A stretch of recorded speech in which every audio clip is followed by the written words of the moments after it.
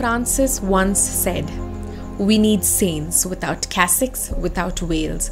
We need saints with jeans and tennis shoes. Saints that go to the movies, listen to music, and hang out with their friends. We need saints that look for time to pray every day and who know how to be in love with purity, chastity, and all good things.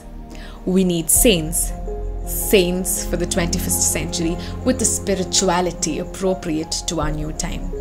And here we have one such Italian teenager who will be beatified today, the 10th of October 2020 in Assisi.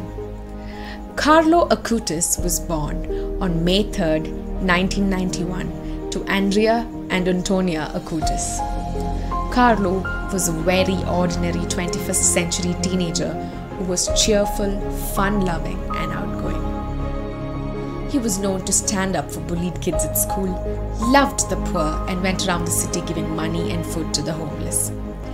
This young man had an outstanding faith and love for God.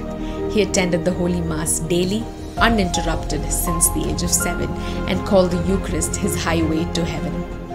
He believed that if people understood the true presence of Christ in the Eucharist and the amazing grace that we received from it, their lives would be transformed.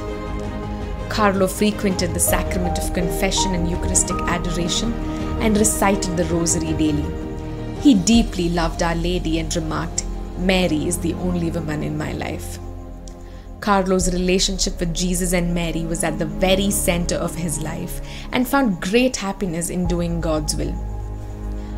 By his courage, enthusiasm, and commitment to his faith, Carlo even managed to bring his friends and peers closer to God. He was fascinated by technology, and by the time he was 9, he became interested in computer programming.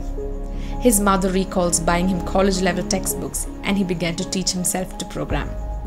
He eventually expanded his skills to video making and animation. As a teenager, Carlo was diagnosed with leukemia.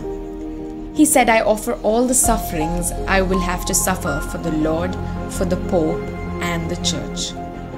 He had asked his parents to take him on pilgrimages to the sites of all the known Eucharistic miracles in the world. Being passionate about computers, he began his great project to create a website presenting all the Eucharistic miracles of the world.